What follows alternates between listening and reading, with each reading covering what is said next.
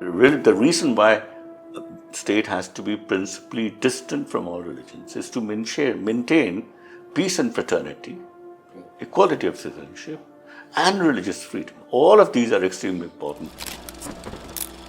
I never felt any difference right up post Babri Masjid. And then, it plummeted down all the way. How would you respond to this critique that secularism in India has meant bashing Hindus and appeasing Muslims? Substantially incorrect. It was a trauma. All that women who went across the border, all that they longed for was one handful of dust from Panipat so that it could be sprinkled on their grave. That's all they wanted. जितनी democratic space को हम बचाएंगे, जितना free speech को हम बचाएंगे, उतना ही secularism बचेगा, और ये हम सब के लिए बहुत जरूरी है.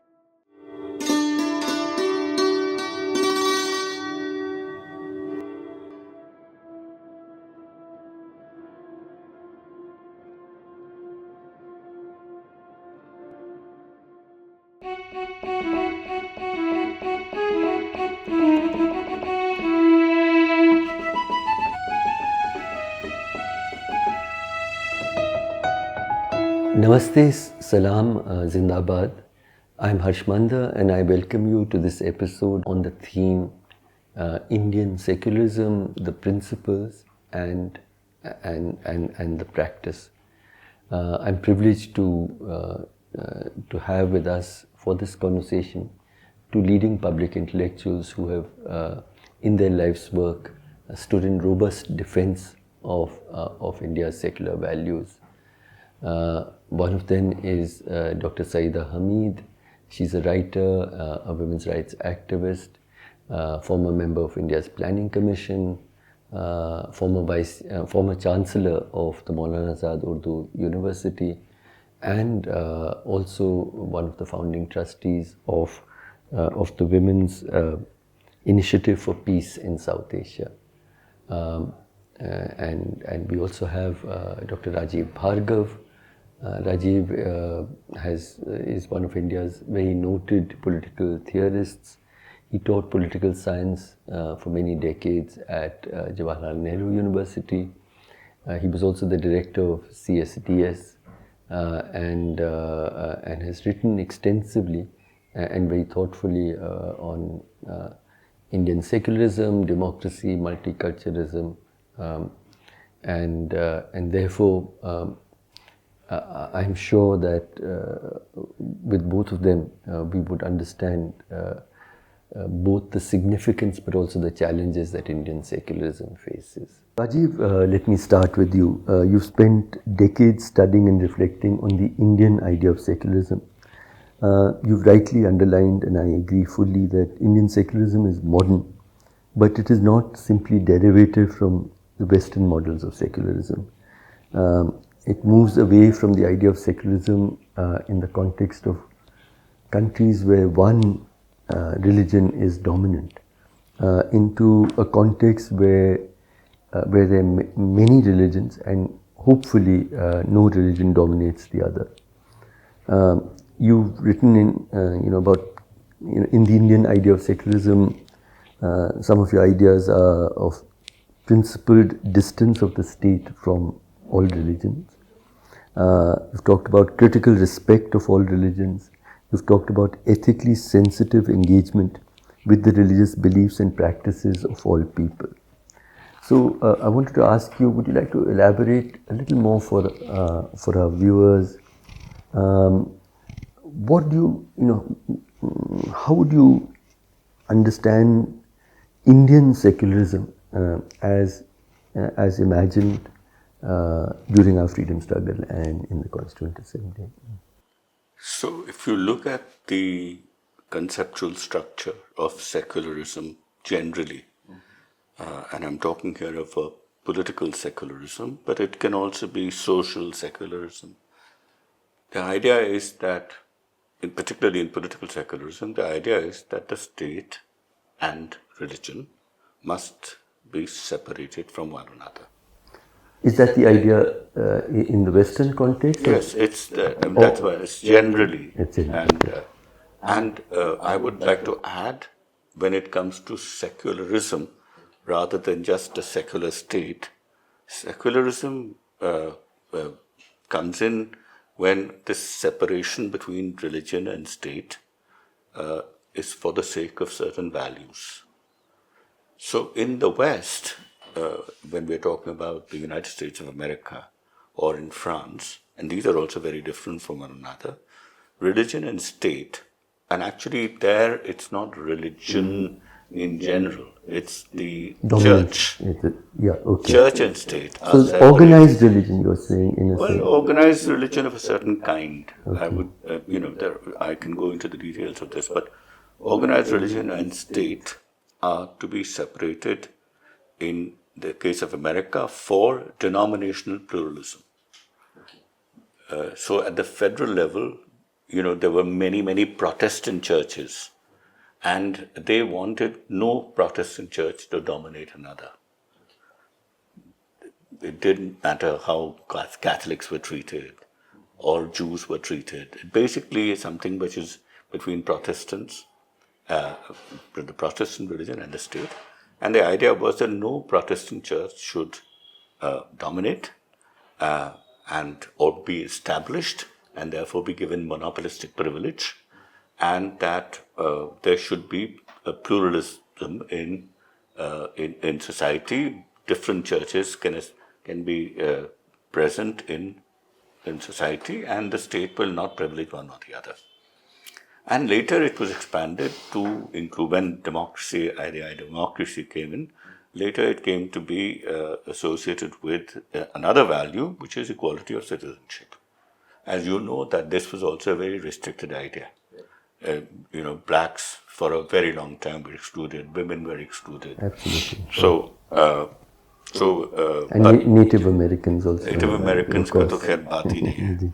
So the idea was that we should not allow any one religion to be privileged, and this should be so that people from all religions can take part in politics, and they had full religious freedom. So that's the American idea, and there should be strict separation. The state will not interfere in the affairs of religion, and religion will not interfere in the affairs of the state. They are two independent areas. They have total exclusive jurisdiction, and none will interfere in the other. But Rajeev, just a quick question about America. As more and more immigrant populations came in, of Muslim identity, Hindu identity, Sikhs, etc., did the same idea continue to... Yes, overall, over a period of time, Right. The same kind of pluralism was extended To other faiths. so that now there is a fair variety of religious pluralism. There is a backlash against it, but I won't get into all that. The French idea is very different. In the French, there is still strict separation between church and state, but the state controls the church. The state can enter into the affairs of the church, but the church cannot enter into the affairs of the state. So as you can see in the hijab, the whole controversy, the state has banned the hijab and banned the turban in France. And that has always been the tradition. There is certain kind of hostility to religion. In the American case, there is no hostility. Now imagine if this was to be applied to India. Now, first of all, there is a massive, we have a plural landscape, or religious landscape for millennia, right? So there is no question of a single church, Catholic church in France or the Protestant church in America. That's not been there. We've had, religious landscape is something which is just taken for granted. It's just, plurality is taken for granted. But there are also a lot of problems. There is no church. There is no organized religion of that kind, either in Islam or in Hinduism or in any other faiths, except perhaps for some Christian sects. And if there is any problem in religion, for example, in untouchability within Hinduism, then it is not the only collective agent that can do anything about it is the state. Now, this is not possible in America. Yeah. It is possible in France, but not possible in America. But here, everybody also wants to respect religion. So, you cannot be as hostile as you are in France. So, you have to maintain a more balanced, more flexible policy, and that is what I call principle religion. Principle distance. Principle distance. That you don't have strict separation between state and religion. You keep a certain distance from all religions, and you interfere in religions, all religions, when there is a prospect of inter-religious domination or intra-religious domination. But you also help religions, particularly when religions need that help, because there is a certain respect. And as you know, our constitution recognizes religious communities. I mean, in Articles 25 to 30, you find religious communities are recognized and certain rights are given to those religious communities. So there is no disrespect for religion. So brings me to, so this idea of principle distance is this flexible policy that you intervene or you refrain from interference, and you intervene positively or negatively, whichever reduces inter and intra-religious domination or promotes the values of equality, freedom, and fraternity. So that flexible policy is what makes Indian secularism very different. And that is also related to the point that I made about critical respect. We don't just passively respect all religions, because all religions have their deficiencies, their weaknesses, their vulnerabilities. So it is a critical engagement. So there is a critical engagement. And in America, if the church has to be the only safeguard or the gatekeeper, it's the church which has to decide whether there's something wrong or something right in any religion. The state cannot do anything. And the church will support religious communities. Now here, the state is given the responsibility, rightly or wrongly, and mind you, we're talking about a democratic state. So it's not just an authoritarian state, and this is something which is assumed, that there will be a lot of pressure coming from civil society groups, which includes religious communities, the kind of reforms that they want to bring in. It depends upon public intellectuals. It depends on an alert citizenry. It depends upon statespersons who are in politics. It depends upon a committed judiciary. So this state will show, it includes parts of civil society, will show critical respect towards religion, identify where there are problems, and identify where there are strengths in religions and religious communities, and intervene or refrain from intervening depending upon what is required. And this is a very different, very unique. It doesn't exist anywhere in the world. So Syeda,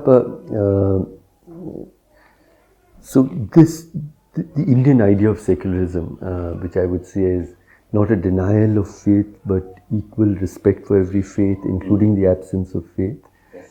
It involves, as I would see, the idea of equal citizenship for people of every faith and identity. It involves equal belonging, equal protection.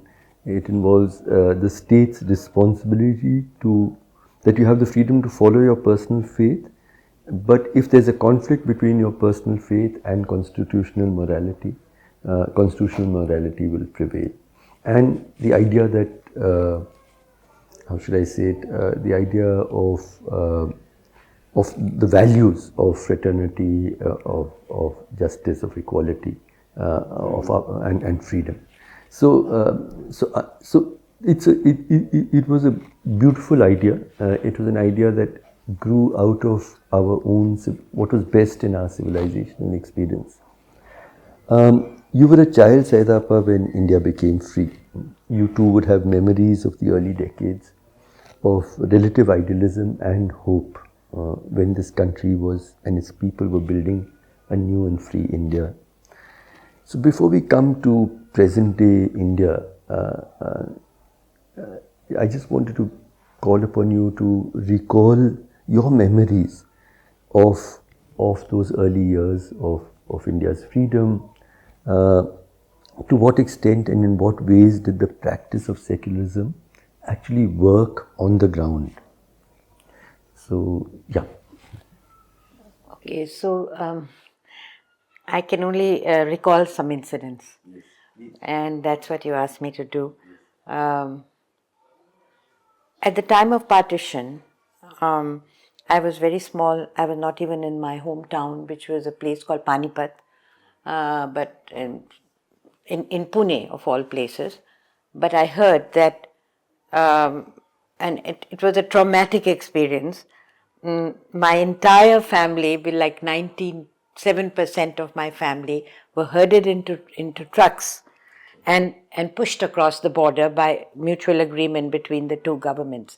And mostly the men were in other cities working, but the women who were there, they just put little notes on their houses. We're just going for a few days, we'll come back, handed the keys to their neighbors, and they cried, and then they left.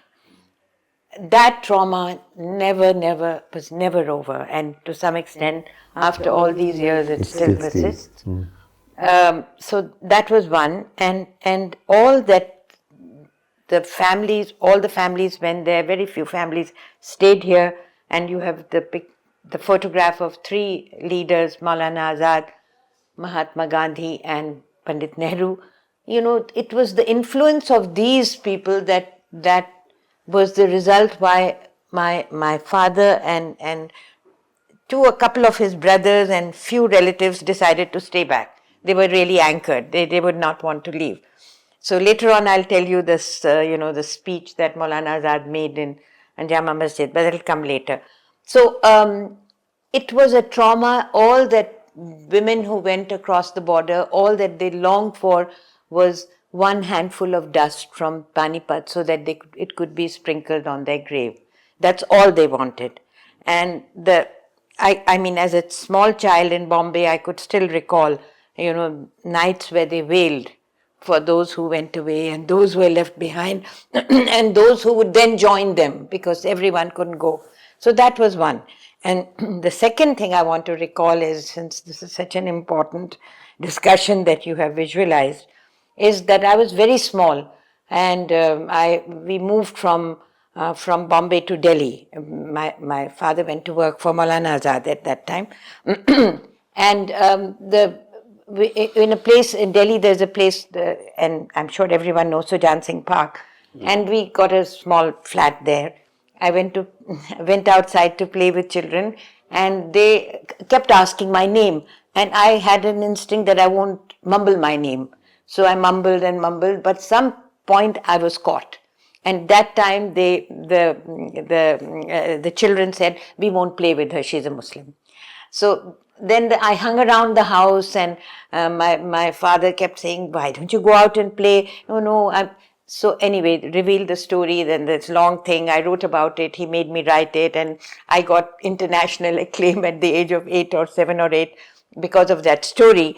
But the point was that is where it was like a watershed point in my life. After that, there was no question of, and how, I remember the first person who came to my rescue was a man called Khushwant Singh as a child, and he said, "No, she will," so after that, there was no difference. I never thought of myself as a Muslim, when I went to my first school, and maybe some of you went to the same school, that whole difference was completely eradicated. And whether it was, I was probably one of 3 or 4 Muslim children in that school, but mostly Hindus and Sikhs and all, whether it was Shami kebab or whether it was parathas or whatever it was, we shared, the food. There was no, after that, it was like rise and rise and rise. And later on in life, when I was, all over the country in my work with various organizations. I never thought that, I always wore a very simple cotton sari. I never wore anything else. I never thought that, am I with the tribal women? Am I with the scheduled caste women? Who was I interacting with? It made no difference to me. And that root had to do with this experience of mine when the children said that we won't play with her. So that persisted, and it was like my whole life just unravels on that basis. And so anyway, that's a later subject. Can I just say one thing? And that is that when citizenship is decided, we were talking about equal citizenship, but here citizenship and belonging and citizenship are very deeply linked to each other. Here, citizenship has been decided on the basis of religion, and you've been, a new country is born, which is only for a particular religious community. And I think you were talking about these three great leaders, Gandhi, who paid for his life, Nehru and Azad. These are the people who actually ensured, along with a whole lot of other people, that citizenship in India will not be based on religion, and it should be secular. So the roots of secularism really, the secularism was already there in the minds of a lot of people. There was a ground, secular reality on the ground, but it was deeply shaken by the events of partition. And Syeda Hameed has talked about that. But because of these great figures and certain people in the early decades, you had a certain real secular state, and which encouraged a secular society and did not allow deep prejudice to overcome the sisterhood and brotherhood that existed among people and the attitude of the state. I mean, this sounds like a good story. I'm sure there must be a lot of exceptions here, but by and large, this has been the case. So the important thing is, in fact, peace between communities is a very important value. And I talked about fraternity as a very important value. And secular state in India, the reason why state has to be principally distant from all religions is to maintain peace and fraternity, equality of citizenship, and religious freedom. All of these are extremely important values. And I think I wanted to say that because of where she started, Syeda. Peace is very important, and the moment it's disturbed, it can lead to huge problems, and the perpetuation of prejudice, and which she faced, and which a lot of people are facing today. But anyway. But Syeda, just a follow-up question to both of these. We will talk about present-day India and the anguish that Indian Muslims are facing and expressing, and I've had literally hundreds of conversations.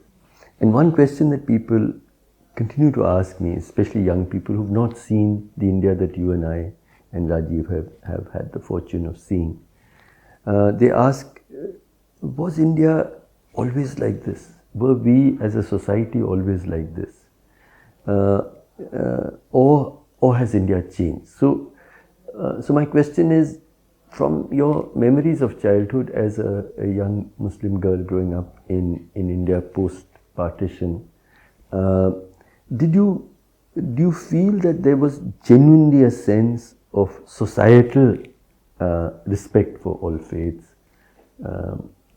a societal recognition of equal rights and belonging of people of minority communities?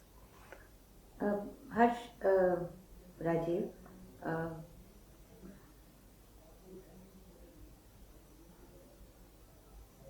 there was, I never felt, after this incident, I never felt any difference. But then you can say, oh, well, you were privileged and all that. I mean, that you can attribute it to that. I never felt any difference right up post Babri Masjid. and then, it plummeted down all the way. I live in an area which used to be, very cosmopolitan at one time, cosmopolitan in the Indian sense. I remember that, I don't remember, but it was 1920. I read about the silver jubilee of Jamia when Gandhiji and Panditji and Nehru and all were there on a very makeshift platform. And they established the fact that Jamia would be open to everyone. And Gandhiji said, and there was a danger of Jamia closing down, and Gandhiji said, I will go to every house, मैं हर घर जाके भीख मांगूंगा, I will be able to collect money for Jamia. That was the famous. Okay. Now, Jamia, what has Jamia become? I mean, Jamia and the and the adjoining areas. When Babri was demolished, we set up a kind of a citizens group of Jamia in 17 surrounding areas, where we said, and there were a lot of RSS people there, and people from all political denominations, and we said we will never let any kind of communal thing creep into our whole 17 district. And everyone was on the same page. But now, in terms of the fact that now people are trying to come into this Muslim ghetto, it's become a Muslim ghetto, and it's something which is so tragic for me, that it is like people are just selling their houses and coming into little areas and just crowding that place. It has very bad amenities and so on. That is a great tragedy for me. Actually, one Sharnarthi boy, I heard the story, his name was Jitinder, and later on he became very big in Toronto and all that. He was rescued by Jamia people from the train and brought to Jamia, and actually, this is a very interesting thing, that when the Maghrib and the Isha and the Zuhur and Asr prayers, then they installed a little Krishna or some little murti and said, okay, now you pray here and we'll quickly say our prayers and we'll come back to you. I mean, and those were all Muslims, And that was our India. I mean, I'm also a partition family, and and yet we never heard bigotry. So it is true that there was a time when India, as a society, was also secular, and its state was also much more honest to that idea. Yes, I mean, I completely agree. I mean, the role of leadership and the role of the state is extremely important in all this. And look, I mean, the horror of partition shouldn't be underestimated. And one of the mistakes that we made was not to have taken the aftermath of the partition seriously enough. We should have had small committees of truth and reconciliation everywhere, which we did not. We became complacent. We depended too much on the state. And because the state at that time was exemplary in some ways, led by Nehru, and let's not forget the martyrdom of Gandhi. I think that made a lot of difference to putting all the inflammatory things. It didn't bury them, but certainly put them. It doused the fires. Yes. But Delhi, we come from the same school, and she was much older to me, but we come from modern school, and there was a subterranean prejudice. The fact that there were 4 or 5 Muslims, and that's nothing to do with the school. The school was very open, very good, and we didn't feel it at all. But if we look back, and if I talk to some of my friends who happen to be Muslims, I know for a fact that there was a slight feeling of being left out. So, and it's not unnatural for that to happen in a city which has a vast number of people who are actually victims of the same partition. A lot of Punjabi, I mean, my Tani, I mean, she comes from a very different background. Your wife. But my wife, Tani, her father was hacked to death in Lahore. As soon as he was arrested on false charges, he was a professor. And as he came out of the court, he was hacked to death. So, but not, like Tani's parents. Again, no, they never, not a hint of communalism, right? Exactly. All their friends were exactly the same. people from Faisal, Sardar Jafri, they all came, and Sajjad Zahir, all of them. I mean, Faisal came and stayed with Tani. Ali Sardar Jafri actually wrote something. He wrote a book of poems and dedicated it to Tani at that time. So, there was not a hint of that. So there were people like that, but I also know that there must be people who were living with, putting up with this, but were not quite happy with it. But everything was very much under control. And yet, go back to 1969. We had the first major riots in Gujarat in 1969. At that time, we should have woken up. And realized that There has been so many incidents of that kind in the 70s, in the 80s. Malayana ko bhulna jaiye, Bhagalpur ko mat bhuliye. I mean, the riots after riots in the whole of the 70s and the 80s. We should have realized that we needed some work to be done. Society, दोनों ही चीजें थी. There was a lot of camaraderie, sisterhood, brotherhood, but there was also prejudice. But I think the weight was much more in the direction of coexistence with peace and respect. Absolutely. I think that these are contained. That we agree. Contained tha. Rajeev, a criticism that is frequently sort of we hear today is that the word secularism was never part of the Indian Constitution in its preamble when it came into force in 1950. It was brought in only by Indira Gandhi much later.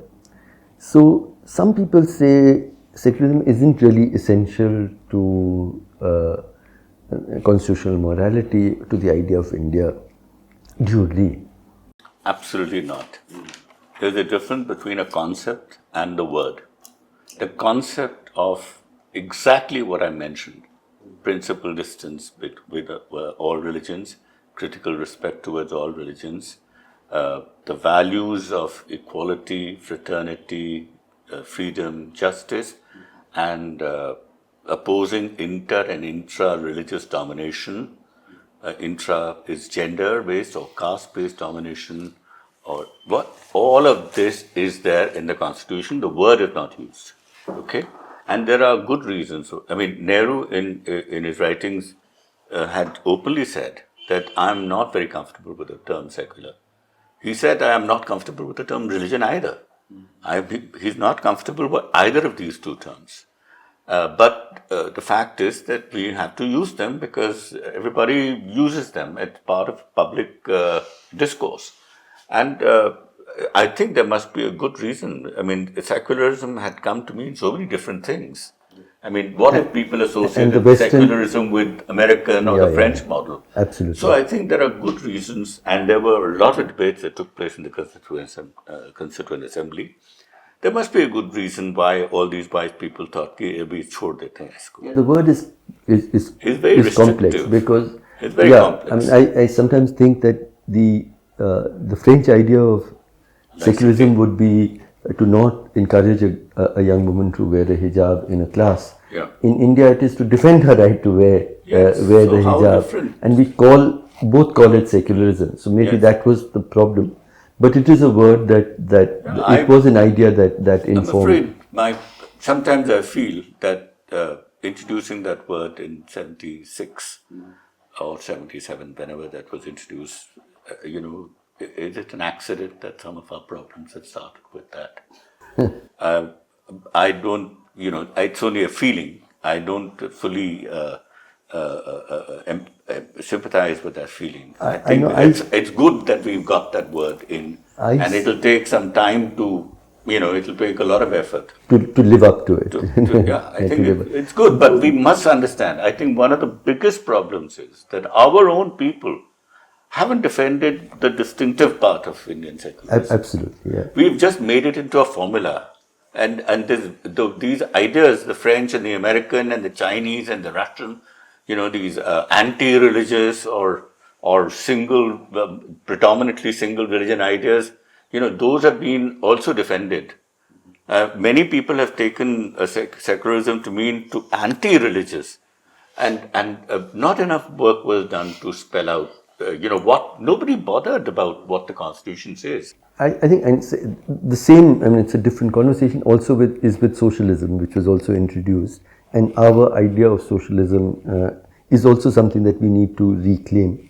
But chai comment, Rajiv, if you could make, it is a good one, which we just were saying. When we talk about tea. This was after in the 90s. I had organized a conference in the Institute of Advanced Studies. As a matter of fact, Mrinal Muni had invited me, and we had a wonderful set of people, including Imtiaz. And Imtiaz Saab we were all coming back from Shimla, and there was a chai vendor who was selling tea. And Imtiaz Saab made this wonderful comment. He said, देखो एक ज़माना था जब हिंदू चाय और मुसलमान चाय बिकती थी प्लेटफॉर्म पर, लेकिन हिंदू और मुसलमानों के दिल एक थे, और आज एक ही चाय लोग पीते हैं लेकिन दिल इतने बट गए हैं. And I think that was a very telling comment.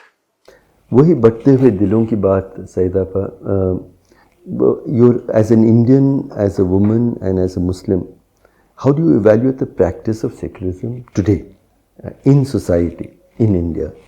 We're talking about also the practice of secularism by the state, what Rajiv calls political secularism. But I'm even more anxious about the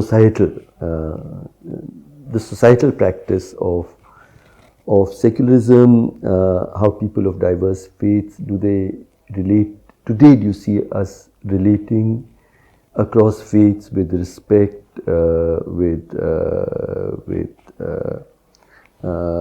with intolerance? How do we deal with difference in society today compared to the time when you were a child, or even the time when Rajiv and I were children? Well, I think that, again, it's a matter of, where you come from. If you come from a point of privilege, you meet only the people who interact like you do. And so, I mean, like, I don't personally, I've never personally, after that one incident that I told you about in Sujan Singh Park, personally, I've never encountered, personally. But all around me, what we hear, we see, in terms from the highest echelons to the lowest, what we see, this, absolutely emasculation, hatred, the complete rejection of anything which is Muslim. And yet you go into my gullies and mohallas of where I live, and the best of food and the most wonderful mahal atmosphere, people mill around like they go to see some ajuba, anyway. Now, for me, one of the most telling experiences of my life has been the story of a story that was written by K. Abbas called Sardarji, and it was also called Meri Maut. Mm-hmm. And on that basis of that story, which was all about communalism and how a Sardar gave his life to save his neighbors, the neighbors happened to be my father's younger brother and his family. He gave his life. So he wrote it in a very ironical way, Meri Maut. And now listen to what happened. Both India and Pakistan declared Abbas as Wajibul Qatl, Wajibul Maut. Matlab, Pakistan thought he was anti-Pakistan, India thought he was anti-India because he wrote this story. And then when he recited it at a bunker where Sheikh Abdullah had sent him in Kashmir, and to a bunch of Sardars, they said, "Are you that Abbas who wrote that story?" He said, "I am," and he was a very timid sort of a person. He said, "Oh, then you are Wajibul Qatl." He said, "Listen to my story." And at the end of when he recited his story to these Sardars, the Sardar regiment in the bunker, then they said, "Now we declare you an honorary Sardar, and you have to drink rum." And he who never drank a drop of any liquor had to down that rum. I mean, this was amazing. I mean, he was very, very positive. So none of this contaminated his thinking, and this is what we grew up in. After you you displayed this image of Gandhi, Nehru and Azad, I redid my house yesterday and I have 3 images in my house. One big image of Azad, one big photograph of Allama Iqbal, and my father. My father was the kind of link between me and Azad. Azad I have done all my life. But Azad, who spoke and wrote about the fact that, you have to, he said, the idea of Pakistan was a mistake. I told you about it. I berated you for it. And when I lifted my pen, you broke my hand. Whatever I did, and he was scolding and berating the Muslims at the steps of the Jama Masjid. So I've grown up on that, and these were the people who taught me that there is no difference. That is why I lived so many years in Canada. I got a Canadian citizenship. I got a very important job in the government and so on. And I relinquished everything. And I came back, and then I struggled because my phone hadn't rung for 25 years. So in a sense, this was my conscious decision in the tradition of Allama Iqbal, who said कि पत्थर की मूर्तों को समझा है तो खुदा है, खाके वतन का मुझको हर जर्रा देवता है. So don't think, for me, every grain of sand in my land is like a devta, like a god.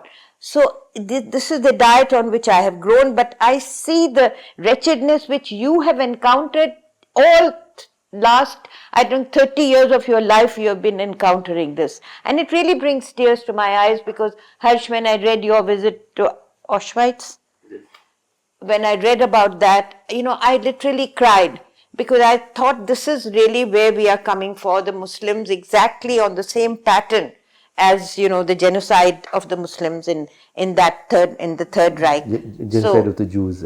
So this is a completely, mind-blowing situation that I'm in now. Rajeev, another question. The Prime Minister, during his last address at Red Fort in his second term, spoke about the 3 evils of this country. He talked about Parivarvad, which is dynastic politics. He spoke about Bhrashtachar. But the third thing that he spoke about was Tushtikaran, appeasement. The idea that any affirmative action for India's Muslims is an act of appeasement, and that is an evil that he has to fight. And if Advani also spoke about pseudo-secularism and appeasement, and even going back to Gandhiji, he was told, you've turned very pro-Muslim. And Gandhiji said, yes, in India I will be pro-Muslim, and when I go to Pakistan, I'll be pro-Hindu.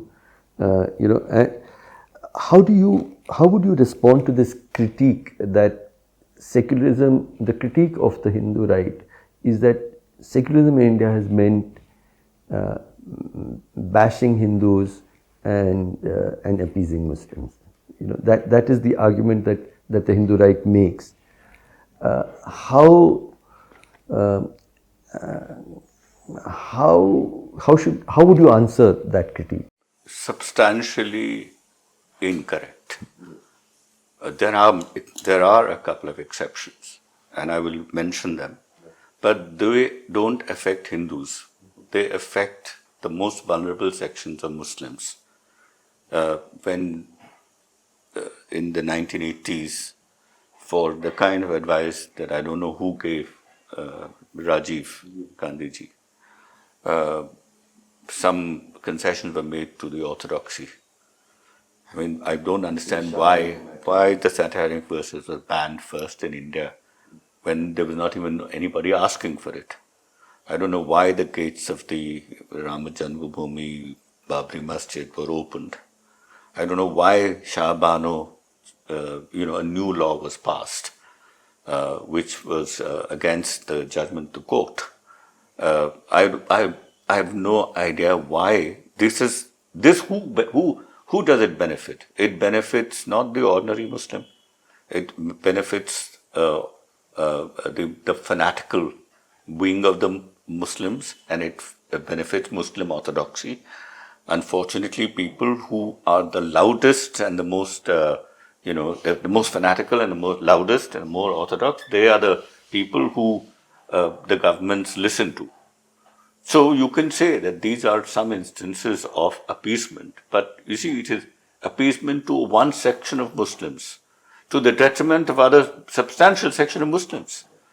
And it is not Hindus should be concerned about it. I mean, as Hindus, because they are also citizens of the country, and as citizens of the country, we are concerned about everything.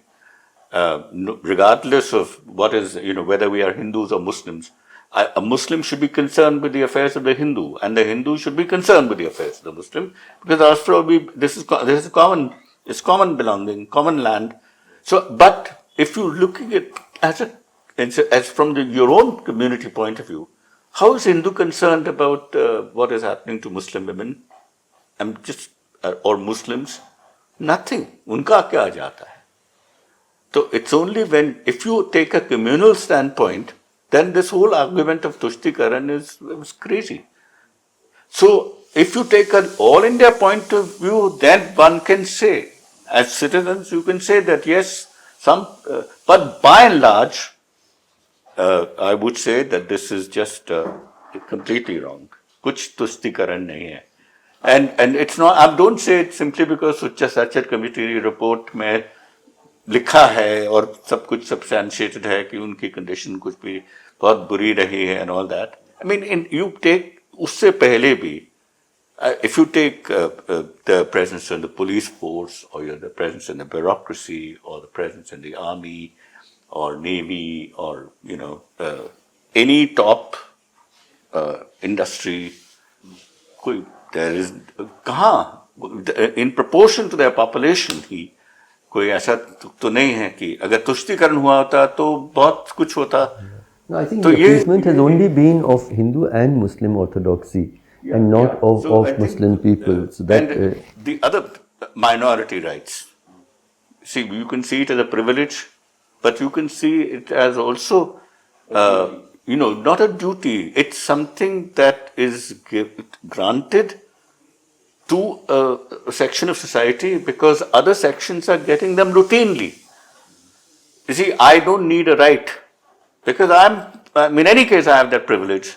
You are given a right because you are probably not going to get the same thing routinely that you deserve. So, I'll give you an example. Supposing I have I'm physically challenged and I cannot go up the stairs. I can't run up the stairs. 90% of people are able to do it. But pregnant women, old people who are not able to walk because they've lost their leg, or, they need something. Now, when you give an escalator to them or a lift to them, you're not giving anything special. You're just making them do what others are able to do routinely. Absolutely. So this is the nature of a minority right. It is not a special concession. It's not a privilege. It's a good point. Yeah. It is what they need to get some level of equality. Yes, to get the level of equality which others need, which already have. Syeda, I'm just struggling with our time. At a time when the principles but also the practice of secularism today is under such grave attack, I wanted to ask you, what do you see as the mood of Indian Muslims today?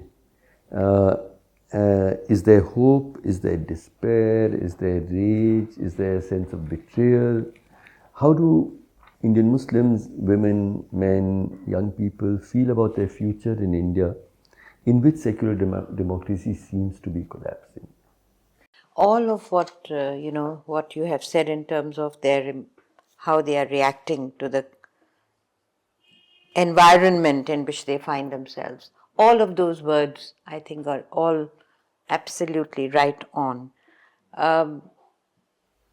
Rage, betrayal, despair, all the synonyms of, but the point I wanted to make was that, you see, what I find, and that is why you and I have been doing this Understanding Islam, what is happening is they're becoming, more orthodox, they are becoming more retrograde in their attitudes, they are, As the a demands defense. are becoming As a defense mechanism. as a defense mechanism. So they become more, more retreating. Their demands are. So that to me is very alarming. And, like my great grandfather, who was a Maulana, and he said something, and I have to just recite it to you, 4 lines. He said, तुम अगर चाहते हो मुल्क की खैर, न किसी हम वतन को समझो गैर, हो मुसलमान उसमें या हिंदू, बौद्ध मजहब हो या हो सिख बंधु, सबको मीठी निगाह से देखो, समझो आंखों की पुतलियां सबको, मुल्क है इत्तेफाक से आबाद और मुल्क है इत्तेफाक से आजाद. So that was the diet. Is diet pe we have grown up, and this we find this toxic atmosphere. And I really feel that at the end of my life, I feel that what kind of what am I leaving? What have I done? I feel like the kind of a sense of great depression. Rajiv, just echoing this last couplet that Syeda recited from her grandfather. Looking at the Hindu community today, I worry about what I see as a growing radicalization of ordinary Hindus in this climate of hate. Do you agree that that is perhaps the central crisis that we are facing in our society, is how more and more of us from the majority community are being attracted to sentiments of hate? Bilkul, that is one of the. I think the Malays today is not even the illiterate and the ill-educated, but I would say the middle class, the new middle class and the older middle class, which was very much in the Nehruvian secular or the Gandhian camp, they slipping into the mentality of the new middle classes who are what you call radical Hindus. I think those are the people we need to address. These are the people who have to return to our constitutional values, to Nehru and Gandhi and Azad and others. And it is, I would say that we have, I wouldn't put the blame on us. This is part of modern life. We cannot be wholly public unless we are career politicians or career civil society activists. And I don't mean career in a negative sense.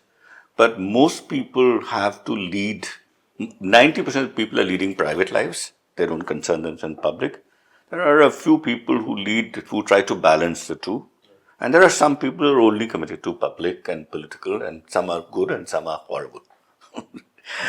And I think we must remember that the national movement was led by people who had given up a lot of their private lives for the public good. Now, we may not be able to repeat that, but we all have to give up a little more of their private life for the public good. I think the complacency set in the 60s. And it's now reached a stage when we have no concern. And deepened with neoliberalism. It is completely deepened. The grab mentality, I've called it egoism, both individual and communal egoism. Those have grown rapidly from 1990s onwards and now reached a culmination. But I just want to say one or two other things. I think one more lesson. This is to do with not having truth and reconciliation committees earlier. I think this idea of privatizing hatred is not a good idea. What do you mean by that? By that, this is the idea of toleration. You may find somebody reprehensible for good or bad reason. You may not genuinely dislike something about the other, or you may have all kinds of stereotypes about the other. दिल में मत रखो, एक तरीके से बोलो, बातचीत करो, निकालो अपने दिमाग से, और बातचीत करके एक दूसरे को समझो, वो बहुत इम्पोर्टेंट है. और यही मैं बोलूँगा कि ये जो आइडिया हमारे स्कूल और कॉलेजेस के अंदर इंटर रिलीजियस एजुकेशन नहीं होती, इंटर कल्चरल एजुकेशन नहीं होती, कोई हिंदू मुसलमान के बारे में नहीं जानता, कोई मुसलमान हिंदू के बारे में नहीं जानता, लोग अपने रिलीजन के बारे में नहीं जानते, वो दूसरे रिलीजन के बारे में क्या जानेंगे। लेकिन हर रिलीजन में बहुत अच्छाइयाँ हैं, बहुत बुराइयाँ हैं। ये जो क्रिटिकल रिस्पेक्ट है ये इनकलकेट करिए, और जो भी बुराई हैं वह हैं, हिंदुज़म में है, इस्लाम में है, उनको एक ढंग से एक दूसरे से बात करके उन बुराइयों को, after all each religion needs, I don't believe, I don't know कि these religions were born at a certain time. I mean, Islam is one of the youngest, 6th century. और that's why it was one of the more progressive ones. But वो पीछे बहुत छूट गया। अब हम 21वीं सदी में हैं, अब हमको देखना है कि हम उसको और बुराइयों की तरफ ले जाएं या कुछ अच्छाइयों की तरफ ले जाएं।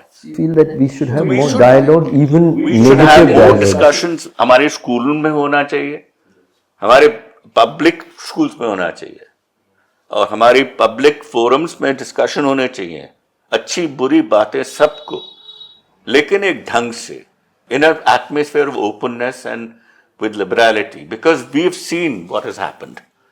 वो नहीं चला काम, हम लोग बिल्कुल वी फेल्ड। आपने कहा ना कि we should converse, we should talk, we should. So that's where one of the most important iconic poets said, गुफ्तगू बंद ना हो, बात से बात चले, जब तलक वक्त मुलाकात चले. And then Jafri Saab, who dedicated a book to Tani, wrote, तुम आओ गुलशन लाहौर से चमन बरदोश, हम आए सुबह बनारस की रोशनी लेकर, हिमालय की हवाओं की ताजगी लेकर. फिर उसके बाद ये पूछे कि कौन दुश्मन है. The so beauty of these people who recited in Muharram, Gopinath Aman, Gopi Chand Narang, they came and recited the whole tragedy of Karbala in our house. I didn't even know what Firak Gorakhpuri was. Much later I found out he was Raghupati Sahai, Firak Gorakhpuri. Because there was no difference. And that whole guftagu has to, that's what I wanted to say, Harsh. So Syeda, just before we close, I recall a speech by Maulana Azad, and maybe you could talk a little more about it, when he said that if I have to choose between, if the angel Gabriel sits on top of Qutb Minar and asks me to choose between Hindu-Muslim unity and independence, he said I would choose Hindu-Muslim unity. Because if Swaraj comes late, the Indian people will suffer, but if Hindu-Muslim unity breaks down, all of humankind will suffer. Because we have to establish a way that people of diverse faiths and identities and cultures can live together with peace. So, so how do you respond? How do you? That was a speech in 1923, and it's very beautiful in Urdu, and I brought my English translation, and you have summarized it very beautifully. But No, I mean exactly what you said. अगर फरिश्ता आसमान की बदलियों से उतर के मुझसे ये पूछे, that kind of a question, and then I would say, so that, you have summarized it very beautifully. But the capacity of people to berate the public, scold them, not for a moment think, when they lose votes or what. So he was standing on the steps of Jama Masjid, and there were huge crowds, and they were desperate. They wanted to leave, go to Pakistan, because that was 1947, October 1947. And he scolded them. And he said, do you remember, I hailed you, you cut off my tongue. I picked my pen, you severed my hand. I wanted to move forward, you broke my back. I tried to turn over and you injured me. When the bitter political games of the last 7 years were at their peak, I tried to wake you up at every danger signal. You not only ignored my call, but revived all the past traditions of neglect and all the past traditions of neglect and denial. As a result, those perils are surrounding you today. And what was he saying? He was saying that the partition of India was a fundamental mistake. The manner in which religious differences were incited inevitably led to the devastation that we have seen with our own hands. unfortunately, we are still seeing. To be able to say that and say that to crowds and crowds of Muslims, the courage it took, and this was translated by not by me but by Nehru. So I mean that kind of the camaraderie, the understanding, the humanity that they had, and I feel that to be able to speak to them without any fear of any kind of a backlash or I'll lose votes, and he didn't give a damn about it. And I think that Nehru didn't give a damn Gandhi, when there was Gandhi was willing to give his Gandhi, life. and वो when कुछ भी बोल देते थे जो अगर किसी quote unquote मुसलमान का दिमाग ठीक नहीं है तो वो उसको सीधा बोलते थे बिल्कुल. And when कि तुम क्या बकवास कर when Nehru was going by Bhogal, हाँ. and he's in 1947 rushing to Jamia because Zakir Saab had given a desperate call to him, and he saw they were burning a Muslim shop. He just got, and it was only with one bodyguard or driver or someone. With his danda he ran, and he went into story. and he waved his danda and he said, "Will you stop?" Like that. That was, we don't. I mean, these are things which have become like a fairy story now. So we cannot end without hope. I think in the darkest of times, hope is a public duty. So I wanted to ask you both that at a time when the secular idea of India seems so much seems to be breaking down every day, both political secularism but also societal secularism, which I find much more worrying. What do citizens need to do to defend the secular idea of India, and do you see hope, and if so, where? So just 2 lines from you and 2 lines from you, please. मुश्किल है पर जरूरी है. We cannot do without it, as you rightly said, and I have hope in all those ordinary people who are not affected by wealth, fame, power, whose ethics is intact, because these are the things that really corrupt people. Not just money, but fame and wealth also corrupt people. Fame and power and wealth also, fame corrupt people. I think these are the people who still have their ethical, moral compass, and they are the ones who will save us. And I would also say that if we fight, don't see, today it is very important not to overburden the one community to carry the project of saving the country. What do you mean, one community? Muslims को मतलब secularism, मतलब it becomes a अच्छा. secular, मतलब Muslims ऐसा नहीं है. हमको सब जितनी डेमोक्रेटिक स्पेस को हम बचाएंगे, जितना फ्री स्पीच को हम बचाएंगे, उतना ही सेकुलरिज्म बचेगा, और ये हम सब की लिए बहुत जरूरी है. And people like you and Rajeev and so many others who are in my heart and mind, you're at the risk of your lives. You are struggling and not giving up. So that is what gives me hope. People like you who are, I see them all over, and I can only end with the line from Faiz Sahab, one of his favorite poets and your favorite. And at that point when he was desperate, he said, "Dil na umeed to nahi, naakaam hi to hai. Lambi hai gham ki shaam, magar shaam hi to hai." So I take it from there. Yeah, I mean, like, it means that my heart is hopeless, but my heart is hopeless, and I'm not a very practical person. But this is the evening of life, but it is only the evening. There is a dawn to be broken. So we are looking for the dawn. Yeah. I would also say one more thing. It is true that all good things come to an end, but fortunately all bad things also come to an end. So अब कब आएंगी, हमारे time पे आएंगी, वो सुबह कभी तो आएगी, फिर सुबह अभी आएगी, ये एक साइकिल है, दौर है, निकलेगा, जब अंबर झूम के नाचेगा और धरती नगमे गाएगी, वो सुबह कभी तो आएगी, आएगी। हम लोग आप लाएंगे, आप और लाएंगे। आप नहीं, हर्ष तो ऐसा हर्ष तो खैर कमाल का काम exception करते है। हैं।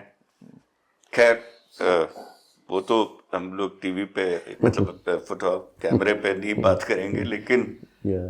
So my friends, so thank you. This was a really wonderful discussion. In this conversation, we first recalled the idea of secularism as being essential to the idea of the building of this new country, where everybody of every faith would have equal rights, equal belonging, where the state would have a principal distance. We talked about an India in which in the early decades there was an idealism. It was not perfect. The shadow of partition did already fall on the country, but it was a time when we still recall true friendship and a mixing of cultures, of standing together. We do now see a completely transformed land where both the principles are being attacked of secularism and its practice with a growing radicalization of society.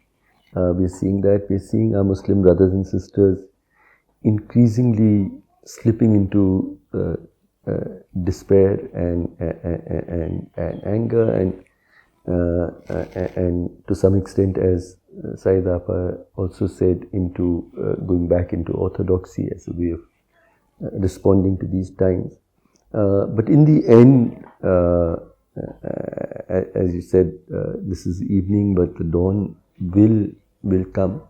Martin Luther King said the arc of history is long, but in the end it bends towards justice. I think the arc of history is long, and in the end it will bend towards love. And that is the India and the world that we must build. ये दाग दाग उजाला, ये शब कसीदा सहर, वो इंतजार था जिसका, ये वो सहर तो नहीं।